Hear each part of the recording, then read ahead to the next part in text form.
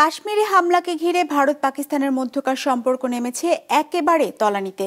হামলার পরপরই ভারতের মালিকানাধীন এবং সে দেশ থেকে পরিচালিত বিমানের জন্য আকাশসীমা বন্ধ করে দিয়েছে পাকিস্তান। এর ফলে বড় অঙ্কের আর্থিক ক্ষতির মুখে পড়তে যাচ্ছে ভারতের বিমান পরিবহন সংস্থাগুলো।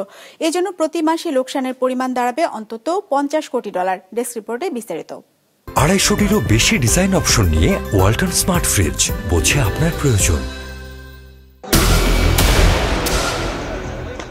নতুন করে শুরু হওয়া দ্বন্দ্বে এখন বন্ধ ভারত পাকিস্তানের দ্বিপাক্ষিক বাণিজ্য। পাকিস্তান আকাশসীমা বন্ধ করে দেয়ায় এরই মধ্যে বিঘ্নিত হচ্ছে শত শত ভারতীয় ফ্লাইট চলাচল। ক্ষতির মুখে ভারতের মিলিয়ন মিলিয়ন ডলার।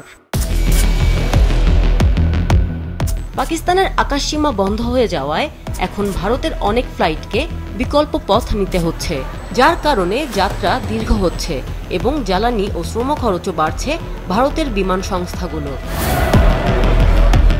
তথ্য বলছে প্রতিদিন প্রায় 2 থেকে 300 ভারতীয় ফ্লাইট পাকিস্তানের আকাশসীমা অতিক্রম করে। সেগুলোর বেশ কয়েকটি দীর্ঘ পথের। দিল্লি, মুম্বাই, আহমেদাবাদ থেকে ভারতীয় বিমান ইউরোপ, মধ্যপ্রাচ্য এবং উত্তর আমেরিকায় যেতে পাকিস্তানের আকাশসীমা ব্যবহার করে থাকে। পাকিস্তানের আকাশসীমা বন্ধ হওয়ায় এয়ার ইন্ডিয়া, ইন্ডিগো, আকাশ এয়ার এবং স্পাইস জেটকে ব্যয়বহুলভাবে এখন থেকে দীর্ঘ পথ পাড়ি দিতে হবে। দূরত্ব বেড়ে যাওয়ায় আবার জ্বালানি নিতে মাঝপথে থামতে হবে এসব বিমানকে।